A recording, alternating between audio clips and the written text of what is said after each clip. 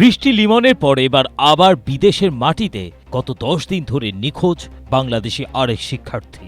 সাইপ্রাসের ওরোক্লিনিনে গত 12 তারিখ সন্ধ্যায় বাংলাদেশি ছাত্র শাহরুয়ার আহমেদ ইমন সন্ধ্যা 6:30টার দিকে একটি কারখানায় নতুন চাকরির প্রথম দিনে যোগ দিতে বাড়ি থেকে বের হন।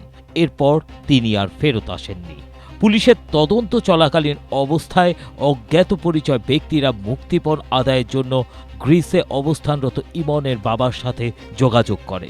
তারা 35,000 ইউরো ইমনের বাবার কাছে দাবি করে, পাশাপাশি হুমকিও দেয় পুলিশকে না জানানোর জন্য। অবশেষে দীর্ঘ 9 দিনের অনুসন্ধানের পর ইমনকে অপহরণের সাথে জড়িত 22 বছর বয়সী একজন অভিবাসীকে আটক করেছে লার্নাকা ক্রিমিনাল ইনভেস্টিগেশন ডিপার্টমেন্ট।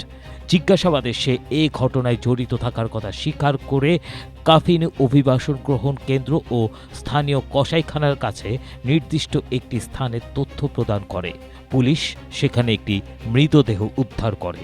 উদ্ধারকৃত লাশটির পরিচয় নিশ্চিত করতে পুলিশের ফরেনসিক টিম কাজ করছে, তবে ধারণা করা হচ্ছে মৃতদেহটি অপহৃত বাংলাদেশি শিক্ষার্থী শাহরুয়ার আহমেদ ইমনের।